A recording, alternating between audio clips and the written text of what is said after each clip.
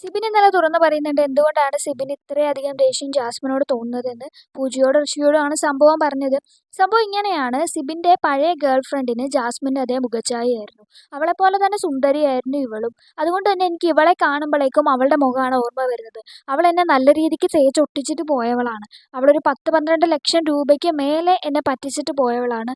അത്രയധികം എന്നെ വേദനിപ്പിച്ചിട്ട് എന്നെ ഒരു ഡിപ്രഷൻ സ്റ്റേജിലേക്ക് ഇട്ടിട്ടാണ് അവൾ പോയത്. അതുകൊണ്ട് തന്നെ എനിക്ക് ഇവളെ കാണുമ്പോഴേക്കും അവളുടെ ആ ഒരു കാര്യമാണ് ഓർമ്മ വരുന്നത്. അപ്പോഴേക്കും എനിക്ക് അത്രയധികം ദേഷ്യമാണ് ഇവളോട് ഉണ്ടാവുന്നത്. ഇവളുടെ അതേ മുഖച്ഛായയായിരുന്നു എന്നൊക്കെ പറയുന്നുണ്ട്. ഇവളെ പോലെ തന്നെ സുന്ദരിയാണെന്നൊക്കെ പറയുമ്പോൾ പൂജ പറയുന്നുണ്ട്, അതാ ഞങ്ങളൊന്നും സുന്ദരികളല്ല, ജാസ്മിൻ മാത്രമാണ് ഇത്ര സുന്ദരി എന്നൊക്കെ ചോദിക്കുന്നുണ്ട്.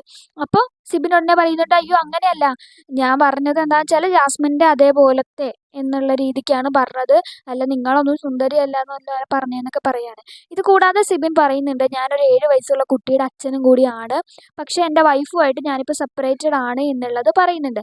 അപ്പോൾ ഉടനെ ഋഷി ഇങ്ങനെ അങ്കിൾ അങ്കിൾ എന്ന് വിളിക്കുന്നുണ്ട്. അപ്പോൾ ആ ഒരു സമയത്ത് സിബിൻ പറയുന്നുണ്ട്, എടാ നീ അങ്ങനെയൊന്നും വിളിക്കല്ലേ, എനിക്കാകെ 32 വയസ്സേ ഉള്ളൂ, പിന്നെ ഞാൻ ചെറുപ്പത്തിലെ തന്നെ കല്യാണം കഴിച്ചു, അതുകൊണ്ടാണ് എന്നിങ്ങനെ പറയുകയാണ്.